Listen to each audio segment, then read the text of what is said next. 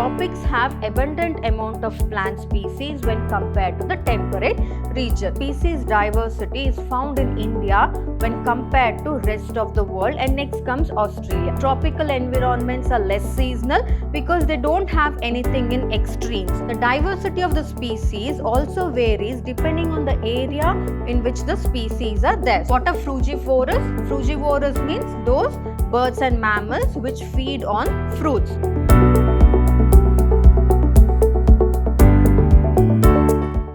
Hello everyone, a warm welcome to today's session on chapter 15 of 2nd PUC, that is Biodiversity and Conservation. I am Dr. Divya, Biology Faculty, Vidhyaashram Pre-University College, Mysuru, Temple of Excellence. So in the previous session of this chapter, we had discussed about the term biodiversity and what exactly biodiversity is and who coined the term biodiversity, and also we learnt about how many species are there at present in today's world. In today's session, let us study about the patterns of biodiversity and why it is important to have so many diverse types of species in this planet. So to begin with, let us start with learning about the patterns of biodiversity. So the patterns of biodiversity are learnt especially in two forms, that is latitudinal gradient and species area relationship. So in detail, let us study about these two in this particular session. So latitudinal gradients. So here species diversity, it varies from one region to another. That is true, right? I told you India has a very small area, that is especially land area when compared to all the other parts of the world. But in spite of that, major biodiversity is found, or species diversity is found in India when compared to rest of the world, and next comes Australia. Here, why is such a species diversity seen? Why is not there all the animals present throughout the world? Why in some places there are some endemic animals and plants, whereas in others you don't get to find that species of animal or plant itself? Why such variations? It is mainly because of temperature. Temperature is one of the major reasons, especially the seasonal changes and the climatic conditions are one of the major reasons for this particular variation or the species diversity. So species diversity decreases as we move away from the equator. So we all know that the earth at the center is the equator. So this particular region of the earth, it is the equator, right? So in this particular equator, as we move from this particular equator towards the other regions, and once we reach the poles, that is the North Pole and the South Pole, when we reach the pole, the species diversity drastically decreases. So therefore, species diversity decreases as we move away from the equator towards the poles, that is the Northern Pole and the Southern Pole. So with very few exceptions from the tropics. So tropics usually lies above the equator, say somewhere here we have the tropical region on both sides. After the tropics we have the temperate region. After the temperate region, there is the pole, that is the Northern Pole and the Southern Pole. So with very few exceptions, tropics, which is having a latitudinal range of 23.5 degree north to 23.5 degree south. So talking about here, tropics is 23.5 degree north to 23.5 degree south. So when you look at the tropics here, the number of species in the tropics is more when compared to the temperate or the polar area. So that is why whichever countries come lying next to the equator region of the earth, that is in the tropics, they have more number of species diversity when compared to that of the temperate regions and the polar regions. So one of the best example we can take of a tropical country is Colombia. So Colombia is located near the equator. It is almost located near the equator. Say for example, I'll write here Colombia, which is located near the equator. So we're just taking an example of a tropical country here, which is located somewhere near the equator. So this Colombia has about 1,400 species of birds, While New York is also a tropical country, but it is located 41 degree north. So towards the north, say for example, it is located somewhere here in the temperate region itself, 41 degree north, New York is located. But New York has lesser number of species, that is only 105 species of birds, and Greenland, which is 71 degree north, say for example somewhere here again Greenland 71 degree north, which has a very less number of species, that is only 56 species. Now in the tropical region also you can see the variations, right? Based on the country where it is located, you can see the variation in the number of species of birds. Again, why that variation? Maybe because of the decrease in the reduction of trees in that particular country. Again, because of climatic and the temperature conditions of that particular country. So what did we understand from this? Those countries which are lying very close to the equators have a rich species diversity, and when compared to those countries which are lying a bit far from the equator, they are the tropical countries itself because they are lying on either sides of the equator towards the north and the south. But the only thing is, what happens here is, in the tropical region itself, some of the countries which are lying very close to the equator will have abundant species diversity when compared to those countries which are lying in the tropical region itself but a bit far from that of the equator. And India is also a tropical country. It lies towards the tropics. So India, with much of its land area in the tropical latitude, has more than 1,200 species of birds.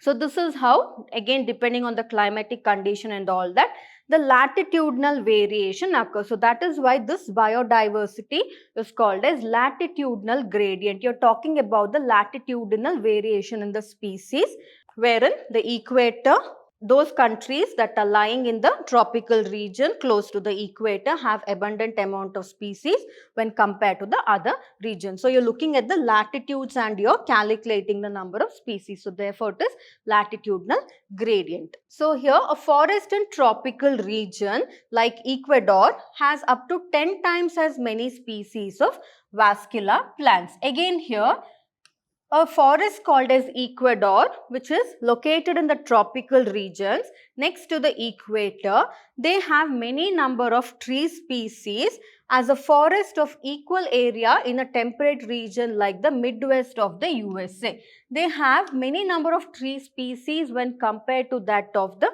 temperate region. So therefore, not just the animal species diversity varies depending on the latitudinal gradient, but also the plant species tend to vary, wherein the tropics have abundant amount of plant species when compared to the temperate region.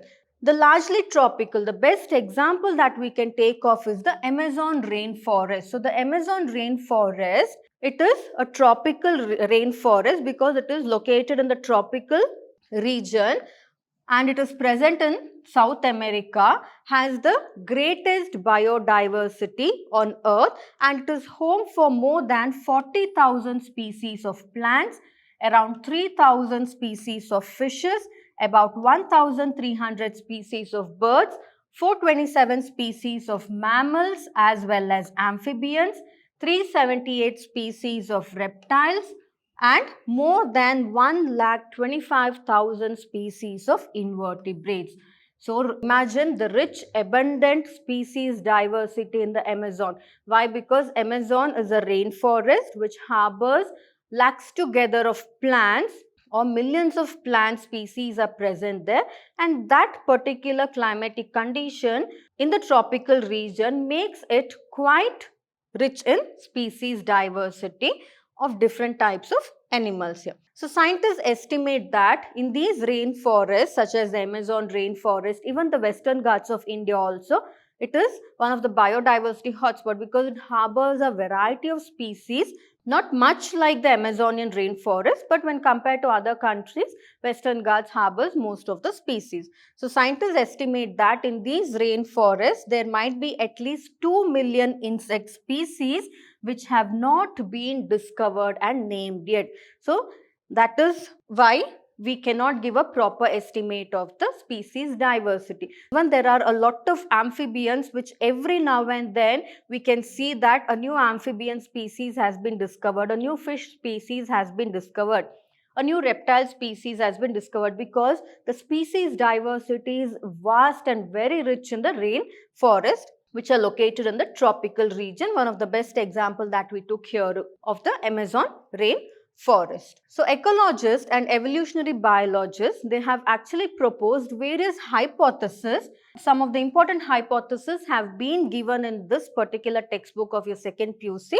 We'll study about that. So what were the hypotheses? Hypothesis is something, a prediction or a theory on which an experiment has not been conducted, but an experiment has to be conducted based on that particular theory. So what were the theories and ideologies? Let us look into. So they said speciation is generally a function of time. That is true, right? Because sometimes speciation can occur because of evolution. You have studied the chapter evolution, wherein during the course of time, due to some genetic modification or some environmental modifications, in order to adapt to that particular situation, the organisms evolve. So when they evolve, they will not look like their counterparts. What happens to them is they might start to look a bit different, therefore giving rise to new species. That is why they said that speciation doesn't mean only because of the temperature of a particular region or the climatic condition of a particular region, but over a period of time also the speciation can occur. So speciation is generally a function of time, unlike temperate regions which are subjected to frequent glaciations in the past. So temperate regions are subjected to frequent glaciations because they receive abundant amount of sunlight when compared to the tropical or the polar region. So that is one of the reason here. So temperate regions are most often subjected to glaciation, that is the melting of ice. And when the melting of ice takes place, the land area gets reduced and the water bodies increases. So the animals have to change their body structures in order to adapt to that particular situation, leading to speciation. So tropical latitudes but have remained relatively same for millions of years. Why have they remained relatively undisturbed for millions of years? So tropical regions, they receive enough amount of sunlight, not too much nor too less. So that is when they get adequate amount, whatever is required, that is be it rain. Rains are seasonal there, and because the temperature is almost maintained at the normal throughout, there is no question of melting of the ice caps and all that. So that is why here tropical latitudes, because the climate and temperature conditions are constant there, almost constant. So that is why speciation is not much seen in the that particular tropical latitudes. They remain undisturbed for millions of years, and therefore they had a very long evolutionary time for species diversification. Therefore, the evolutionary time for species diversification was very long, but when compared to the temperate region where the evolution of species diversification was very short and very frequent because of the changing conditions to which the species had to adapt there. So this was one of their hypotheses. So the next hypothesis they put forward was tropical environments, when compared to the temperate ones, they are less seasonal. As I told you, tropical environments are less seasonal because they don't have anything in extremes. So be it summers or be it rainy season, everything is moderate there. So they are less seasonal and more constant and predictable when compared to the temperate region. Temperate regions can have rainfalls which are quite abundant at certain times, and sometimes they may not have rainfalls at all. So it is not constant, and therefore it is unpredictable as well. And such constant environment promote specialization and lead to a greater diversity. So that is the reason. One of the hypotheses why tropical environment is rich in species diversity is because tropical environment, their evolutionary time, because of constant temperature and climate and all that, their evolutionary time is very slow, therefore resulting in species diversity. And one more thing is tropical environment, unlike the temperate environments, they are not that subjected to seasonal fluctuation and the seasons are constant there, and that also has made the species to adapt in such a way that promoting a greater species diversity in the tropical environment. And one more hypothesis that they put here was there is more solar energy available in the tropics, and this solar energy obviously contributes to higher productivity, because solar energy is needed for the plants for the purpose of photosynthesis. Of course, from that solar energy, only 10% is sufficient for the plants, and this in turn might contribute indirectly to greater diversity. So here solar energy received by the plants is also constant because of not much seasonal fluctuations when compared to that of the temperate region. So this constant receiving of solar energy is also one of the main reasons for the richness in the plant diversity, and in turn the richness in the plant diversity will increase the richness of the animal diversity. So next let's talk about one more form of biodiversity wherein we studied about latitudinal gradient, how the species diversity varies based on latitudinal gradient. And next let us study the species area relationship. The diversity of the species also varies depending on the area in which the species are there. So let's look into this particular topic. So during his pioneering and extensive exploration or voyage in the wilderness of South American jungles, a great German naturalist and geographer, his name was Alexander von Humboldt. So Alexander von Humboldt, he observed that within a region, species richness increased with increasing explored area, but only up to a certain limit. So as and when he was a naturalist who had a great enthusiasm to travel, so when he visited certain areas, he found a great diversity in the species richness when compared to different areas. And in fact, the relation between species richness and area for a wide variety of taxa such as angiospermic plants, birds, bats, freshwater fishes turns out to be a rectangular hyperbola. This is what he said. So he said the species richness depends on the area in which the species are there, or depends on the condition of that particular area. So here he has given this in the form of a graph to explain the relationship between a species area richness, that is a hyperbola graph here, that is a rectangular hyperbola, wherein on a logarithm scale the relationship is a straight line described by the equation, that is log S is equal to log C plus Z log A, where S means species richness. So if you can see here log S, where S is equal to species richness, and log A, here A stands for the area and Z stands for the slope of the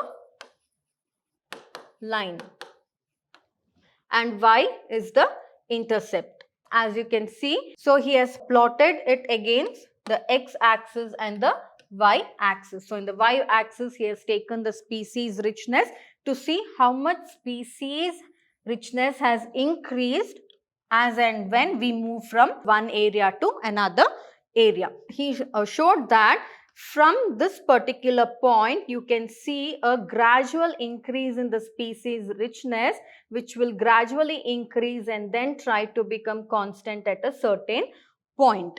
So this is what his idea about species area relationship was, wherein as and when we move forward to different areas, the species richness tends to vary. So ecologists have discovered that the value of Z, when we say Z is nothing but, as I said, it is the slope of the line. So the slope of the line lies in the range of 0.1 to 0.2 regardless of the taxonomic group of the region, whether it is plants in Britain, whether we are talking about the birds in California or the mollusks in New York State. And the slopes of the regression line are amazingly similar. But if you analyze the species area relationship among very large areas like the entire continent, if you take, so here we can use this graph to discover the species area relationship in particular regions or particular areas of a particular country.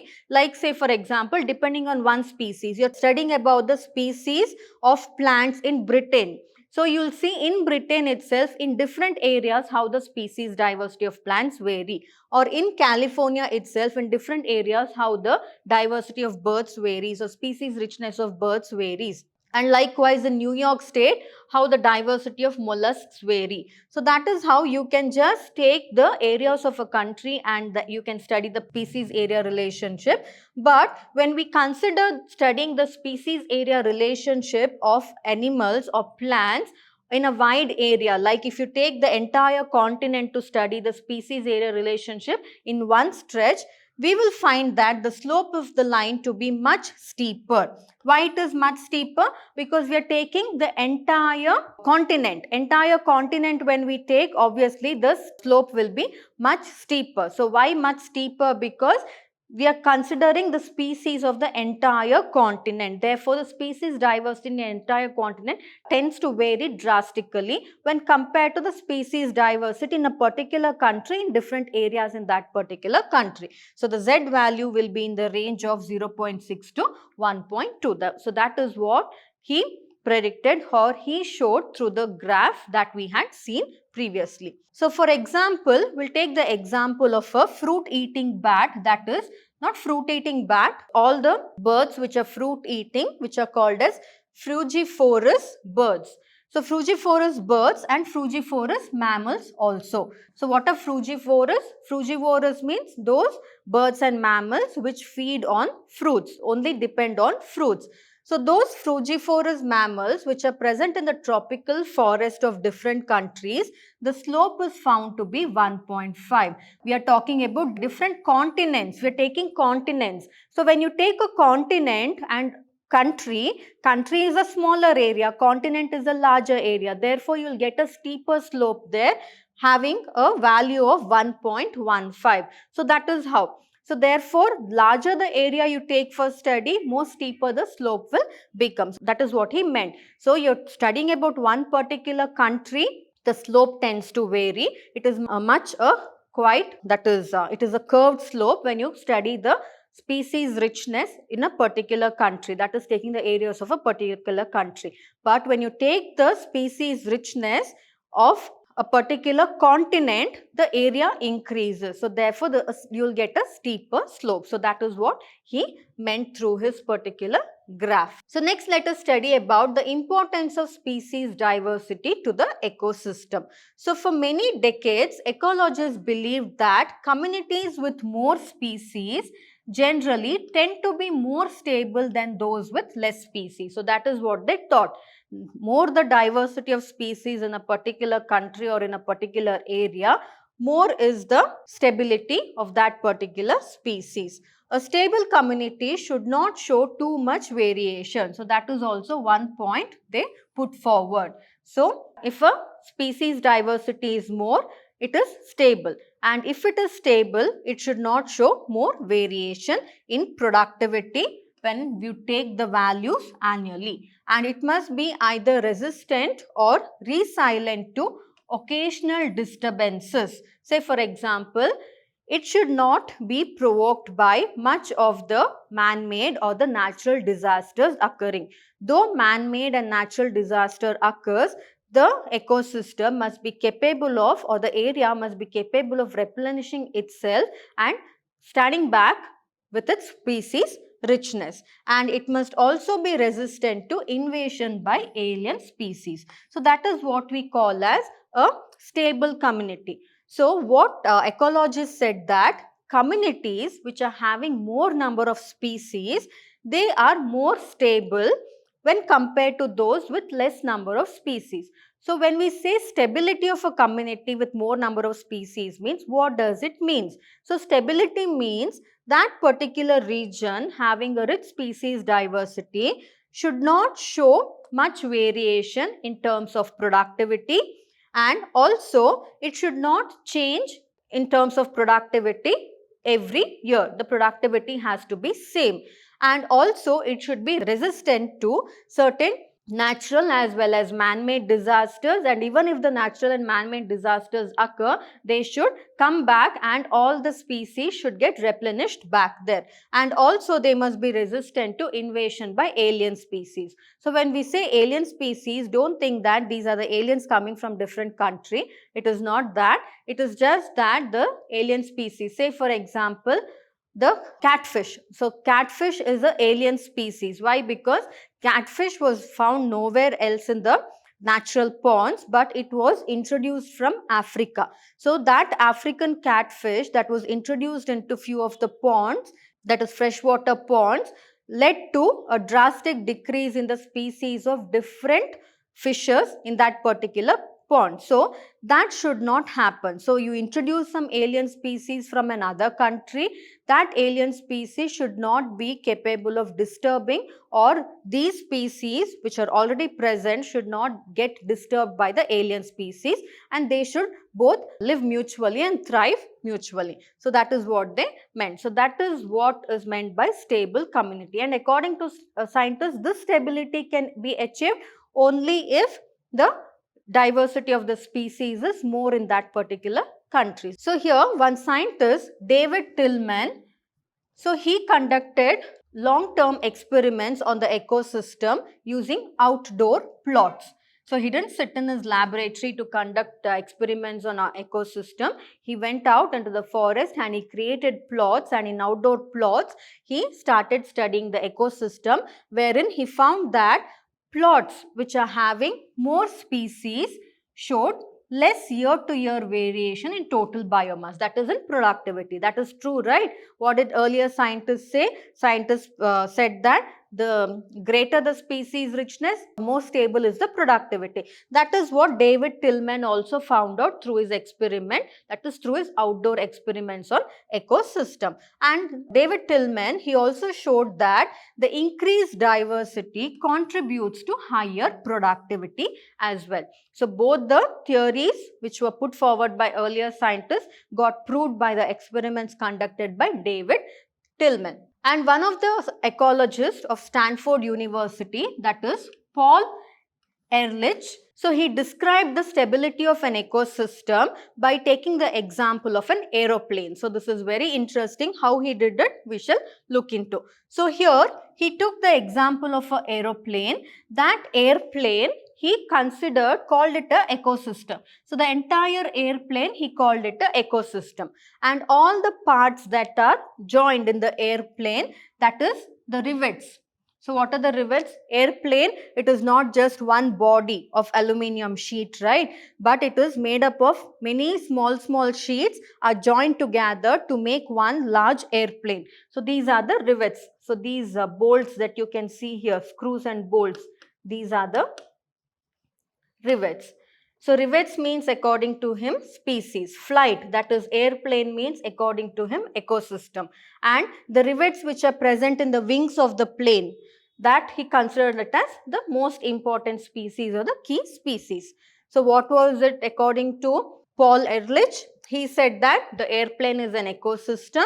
The parts of the airplane which joins all the sheets of the airplane together, which is nothing but joined by the rivets or the screws, they are called as the species. Now, if every passenger traveling in that particular airplane starts popping a rivet, so imagine inside that ecosystem, what is there? Different species are there, and all the passenger traveling inside that plane are considered to be different species or different things that causes problems in the ecosystem. We can think of it like that. So imagine all the passengers that are traveling inside that particular aeroplane, which he considered it as an ecosystem, they try to remove out a rivet. So what will happen if the rivet is removed? Will not sheets get separated? And the entire aeroplane, will it not get separated? It will get, right? Because the sheets are held together by the rivets to make the plane complete. So that is why. So they remove a rivet and take it home. It means you are removing one species from that particular ecosystem. So I hope you understood. He took the example of an aeroplane, and according to him, aeroplane was the ecosystem.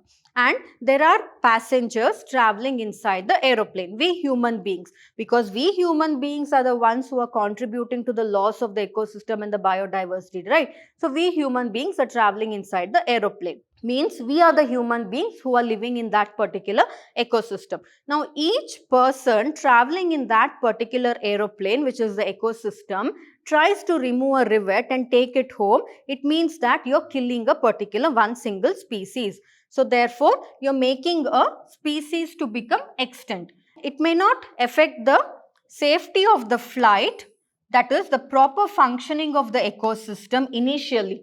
But one or two rivets are removed, it might not affect the functioning of the ecosystem because it might get balanced by another species. But eventually, as and when each passenger removes the rivets or removes a screw and takes it home, what happens when more rivets are removed? The plane becomes dangerously weak over a period of time.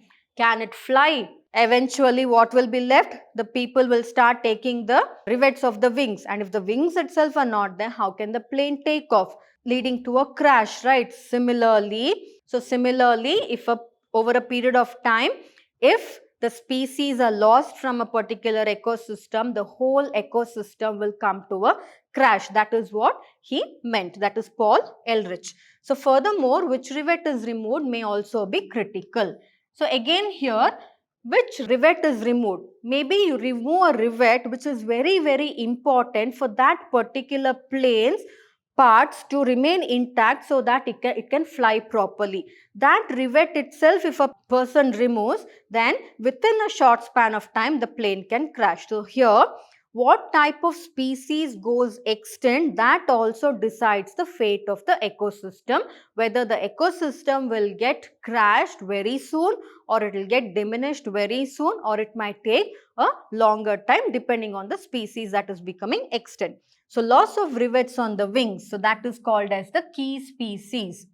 They actually drive the major ecosystem function, as I told you. Say for example, instead of removing the rivets in the body, few passengers, very soon they started to remove the rivets from the, that is airplane's wings. Now, can the plane fly? It will crash, right? So that is why those species are very, very important. Those species which are very, very important, the key species, if they get destroyed at an earlier, or if they become extinct at the earlier stage itself, then the whole ecosystem will become imbalanced. And obviously a more serious threat to flight safety than loss of few rivets on the seats or windows inside the plane. So what did we understand from here? If the rivets are removed from the seats and windows, then the loss of biodiversity can be maintained to certain years, or a biodiversity imbalance can be maintained to certain years. But if some main parts of the plane, those rivets are removed, especially the wings, then it means that the plane is going to crash within few time, right? So that is what he meant. So therefore, what Paul Ehrlich, what he wanted to convey was, in an ecosystem, the type of species that is being disturbed and becoming extinct, that will also decide how fast the ecosystem can become imbalanced, or how fast the ecosystem can just go crashing down. So that is what he meant. So therefore, his hypothesis, which is called as the rivet popper hypothesis, wherein if the species becomes extinct, depending on what type of species becomes extinct, the fate of the ecosystem decides on that. So that is what he meant. So this was about this particular session, wherein we studied about the biodiversity, that is in terms of latitudinal gradient and species area relationship, and also we learnt about the importance of species diversity in the ecosystem, wherein 3 hypotheses were proposed, and also we studied about important hypothesis, that is rivet popper hypothesis. So in the next coming session, let us study about the loss of biodiversity, and also we shall study about what are the different causes for, or that bring about the loss in the biodiversity. So we shall meet again in the coming session. Thank you.